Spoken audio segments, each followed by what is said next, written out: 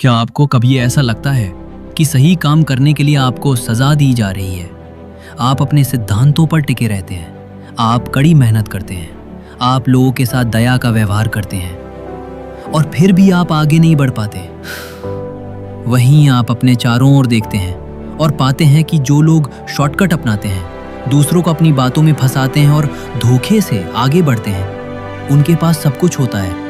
यह एक ऐसी भावना है जो आपको शक्तिहीन, नाराज और पूरी तरह से खोया हुआ महसूस करा सकती है। लेकिन क्या हो अगर एक प्राचीन ग्रंथ भगवद गीता इस स्पष्ट अन्याय को देखने का एक क्रांतिकारी तरीका पेश करे, एक ऐसा दृष्टिकोण जो आपको अपनी शक्ति और शांति पाने में मदद कर सकता है।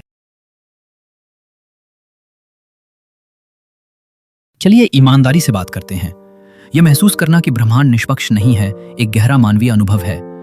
यह वो चुभन है जब आप किसी प्रोजेक्ट में अपना दिल और जान लगा देते हैं और उसका श्रेय किसी ऐसे व्यक्ति को मिल जाता है जिसने शायद ही कोई मदद की हो। यह वो उलझन है जब कोई व्यक्ति जो झूठ बोलता है और पीठ पीछे छुरा घूमता है, उसे वो प्रमोशन मिल जाता है जिसके लिए आप सालों से काम कर रहे थे।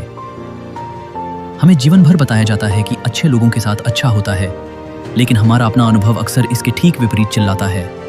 ये सिर्फ कोई गुजर जाने वाली झुंझलाहट नहीं है, ये एक ऐसी भावना है जो आपको अंदर ही अंदर खा सकती है। ये निराशावाद को जन्म देती है। आप सोचने लगते हैं जब खेल में धांधली हो तो ईमानदारी से खेलने का क्या मतलब है।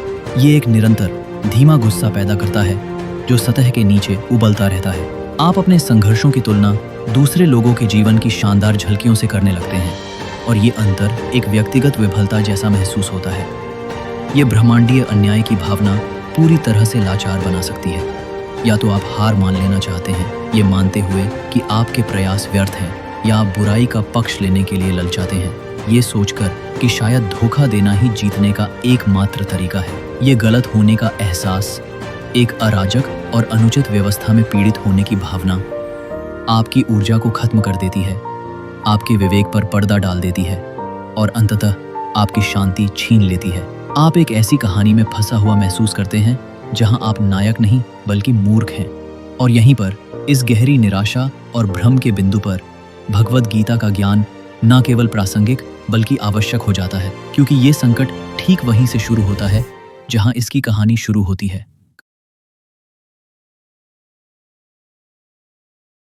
गीता की सलाह पाने के लिए हमें युद्ध भूमि पर उतरना पड़ता है। एक ओर अर्जुन खड़े हैं, इतिहास के सबसे महान योद्धाओं में से एक, सिद्धांतों के पक्के, कर्तव्यनिष्ठ, धर्म के पक्षधर। दूसरी ओर हैं उनके अपने चचेरे भाई, गुरु, बुजुर्ग, जिन्हें वे प्यार और सम्मान करते हैं, लेकिन जिन्होंने लोभ और अन्याय का रास्ता चुना है। अर्जुन वहां है धर्म की रक्षा के लिए, नैतिक व्यवस्था को फिर से स्थापित करने के लिए। लेकिन जैसे ही वो सामने की सेना को देखते हैं, वीरता तो दूर, उनके भीतर सब कुछ टूटने लगता है। हाथ कांपते हैं, प्रसिद्ध गांडीव हाथ से छूट जाता है, पेट में मरोड़ उठती है। वो कृष्ण की ओर मुड़ते हैं, अपने सारथी, अपने मार्गदर्शक की ओर, और कहते हैं, मैं ये युद्ध नहीं लड़ सकता, क्योंकि सब कुछ भीतर से गलत लग रहा है। अपने ही लोगों पर शस्त्र उठाना, क्या यह सच में सही हो सकता है? यही अर्जुन का संकट है, और यही हमारा भी। अर्जुन का युद्ध सिर्फ महाभारत का युद्ध नहीं है, वो हमारे भीतर का युद्ध है। जब हम ऐसी स्थितियों में होते हैं जहां कोई विकल्प सही नहीं लगता, जब नैतिकता और भावना टकराते हैं, जब दुनिया हमारे मूल्य तोड़ती है और हमें रास्ता नहीं दिखता, तब हम अर्जुन होते हैं। और ठीक उसी पल गीता जन्म लेती है। कृष्ण कोई आसान जवाब नहीं देते, ना कोई मीठी तसल्ली, वो पूरा नजरिया ही बदल देते हैं। हमें दिखाते हैं कि वास्तविकता वास्तव में कैसे काम करती है। कृष्ण सबसे पहले हमारी सबसे बुनियादी धारणा को चुनौती देते हैं। हम आमतौर पर कर्म को एक कॉस्मिक वेंडिंग मशीन की तरह सोचते हैं। एक अच्छा काम डालो, एक अच्छा परिणाम पाओ, कुछ बुरा करो, सजा पाओ। लेकिन गीता का संस्करण इससे कहीं ज्यादा परिष्कृत है। कर्म कोई तत्काल न्याय प्रणाली नहीं है, यह क्रिया और परिणाम का एक सार्वभौमिक नियम है, गुरुत्वाकर्षण की तरह ही वास्तविक।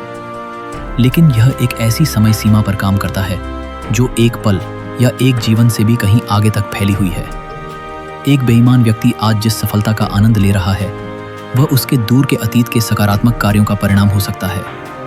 उसके वर्तमान बुरे कर्म नए बीज बो रहे हैं जो एक ऐसे भविष्य में अंकुरित होंगे जिसे हम देख नहीं सकते। इसी तरह एक अच्छे व्यक्ति को अभी जिन संघर्षों का सामना करना पड़ रहा है वो कोई सजा नहीं बल्कि केवल पिछले कर्मों का फल हो सकता है। हम एक बहुत बड़ी ब्रह्मांडीय फिल्म का केवल एक फ्रेम देख रहे हैं। एक दृश्य के आधार पर पूरी कहानी की निष्पक्षता का न्याय करना कथानक को पूरी तरह से चूकना है। इसका यह भी अर्थ है कि पीड़ा आवश्यक रूप से कोई सजा नहीं है। अक्सर यह गहरे आध्यात्मिक विकास का एक अवसर होता है। कठिनाई हमारे अहंकार और हमारी आसक्तियों को चुनौती दे सकती है जिससे हमें अपने भीतर एक गहरी अधिक लचीली ताकत खोजने के लिए मजबूर होना पड़ता है। ब्रह्मांड आपको सजा देने की कोशिश नहीं कर रहा है, यह आपको एक पाठ्यक्रम प्रस्तुत कर रहा है। सवाल मैं ही क्यों से बदलकर यह मुझे क्या सिखा सकता है हो जाता है। परिप्रेक्ष्य में यह बदलाव अपनी शक्ति वापस पाने का पहला कदम है। कर्म को समझना एक बात है, लेकिन आप वास्तव में इसके साथ दिन प्रतिदिन कैसे जीते हैं। कृष्ण अर्जुन से कहते हैं, तुम्हारा अधिकार केवल अपना कर्तव्य निभाने में है, लेकिन तुम कर्मों के फल के हकदार नहीं हो। यह सबसे मुक्तिदायक विचारों में से एक है जिसका आप कभी सामना करेंगे। इसका मतलब यह नहीं है कि आपको निष्क्रिय हो जाना चाहिए या परवाह करना बंद कर देना चाहिए। इसका मतलब है कि आपको अपना ध्यान केंद्रित करने की जगह बदलनी होगी। आपकी शक्ति आपके कर्मों में है, परिणामों में नहीं। परिणाम उन लाखों चीजों से बनता है जिन्हें आप नियंत्रित नहीं कर सकते। यदि आप अपनी खुशी और अपने आत्म मूल्य को एक विशिष्ट परिणाम से जोड़ते हैं तो आप खुद को चिंता, निराशा और हताशा के जीवन के लिए तैयार कर रहे हैं। एक जटिल ऑपरेशन में एक सर्जन के बारे में सोचें।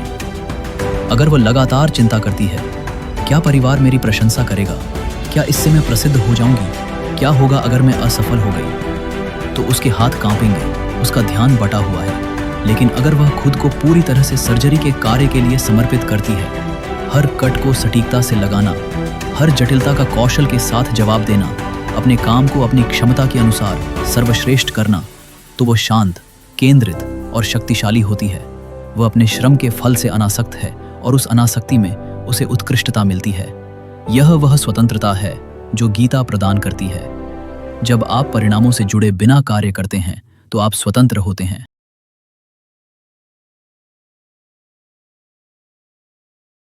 तो हम इस प्राचीन ज्ञान को अपने आधुनिक जीवन में कैसे लाएं? यहाँ 4 व्यावहारिक चीजें हैं जिन्हें आप आज से करना शुरू कर सकते हैं। धर्म, सिर्फ आपके कर्तव्य, आपकी भूमिका। इस क्षण में आपके उद्देश्य के लिए एक शब्द है, अभी। आपका धर्म क्या है?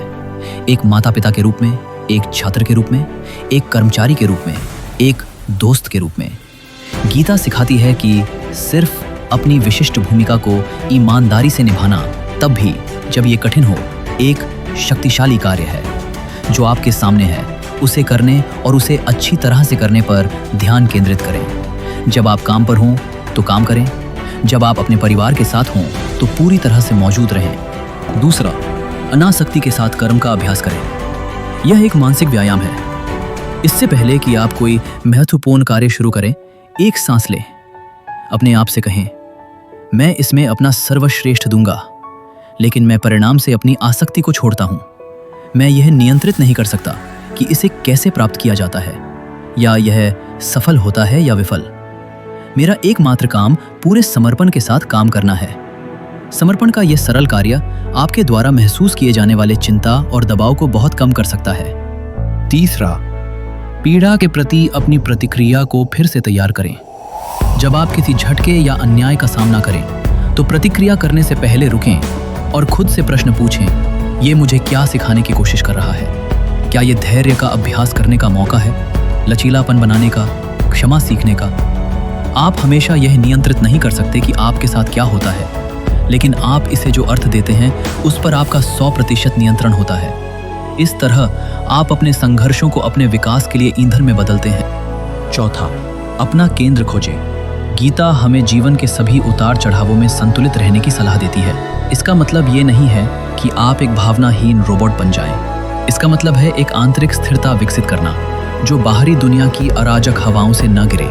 ध्यान, सजगता या प्रतिक्रिया करने से पहले कुछ गहरी सांसें लेने जैसी चीजें आपको इस आंतरिक शांति को बनाने में मदद कर सकती हैं। ये भावना कि ब्रह्मांड निष्पक्ष नहीं है एक सीमित दृष्टिकोण से आती है। ये इस विश्वास से आती है कि दुनिया को तत्काल दृश्यमान न्याय के हमारे व्यक्तिगत विचारों के आगे झुकना चाहिए।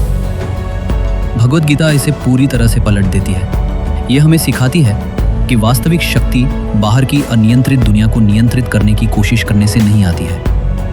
यह यहाँ भीतर की दुनिया में महारत हासिल करने से आती है। यह हमें ईमानदारी और उद्देश्य के साथ कार्य करने की स्वतंत्रता देती है, चाहे हमारे चारों ओर कोई भी अराजकता क्यों ना हो।